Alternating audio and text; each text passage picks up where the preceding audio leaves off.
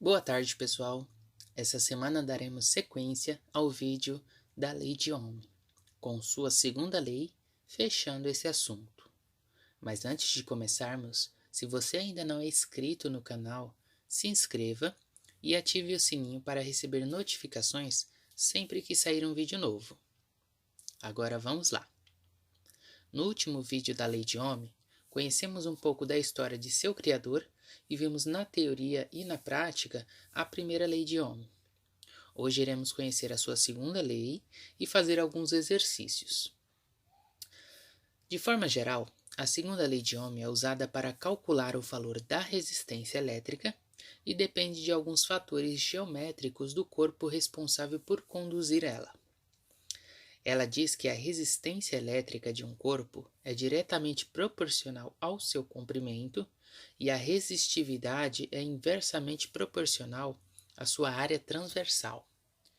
De forma prática, ela estabelece que a resistência de um condutor depende de sua composição e de seu formato.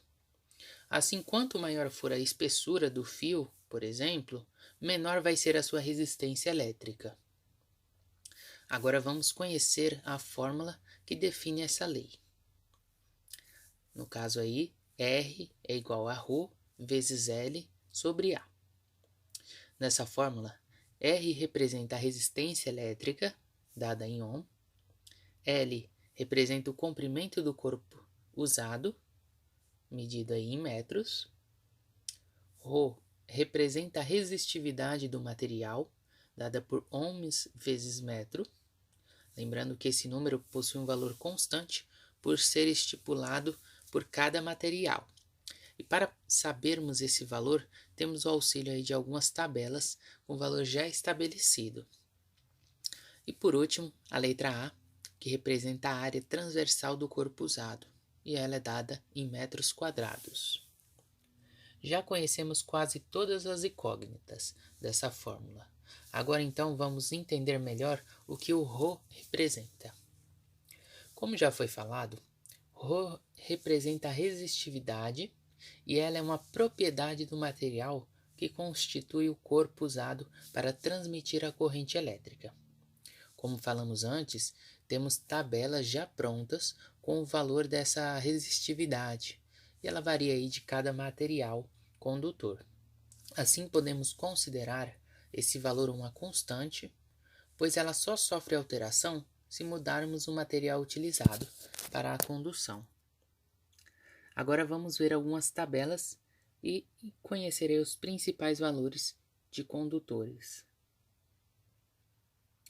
Como vimos nessas tabelas, o cobre e a prata são os materiais que possuem uma menor resistividade, e isso proporciona uma menor perda de energia elétrica durante a transmissão de uma corrente nesses condutores. Outro ponto importante é que a forma da maioria dos condutores são cilíndricas, como por exemplo o fio.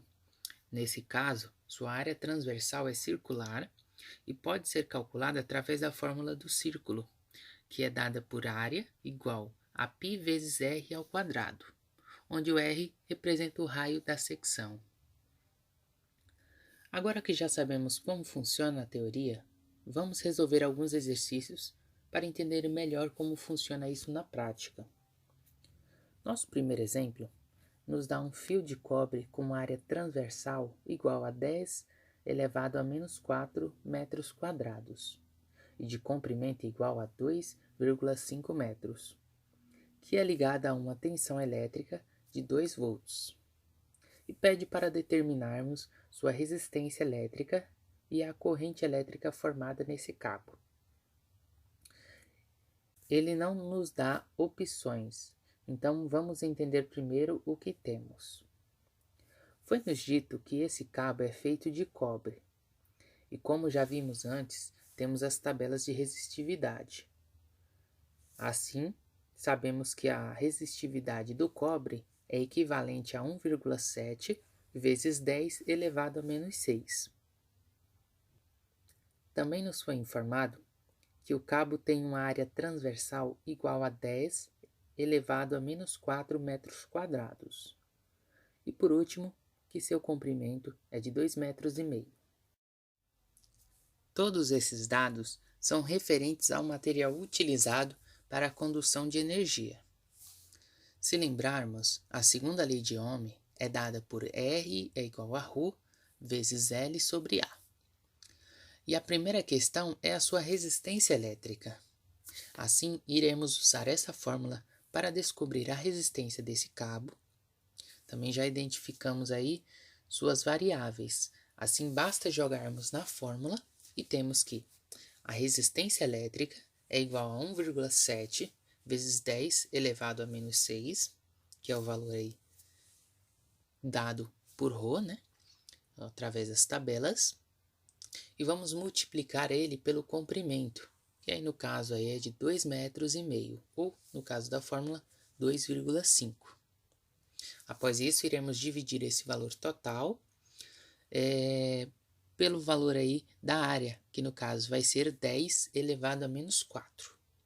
Depois de resolvermos essa equação, teremos que a resistência elétrica é igual a 4,25 vezes 10 elevado a menos 2 ohms, tá bom? E se quisermos melhorar esse número, podemos transformar ele em 0,0425 ohms.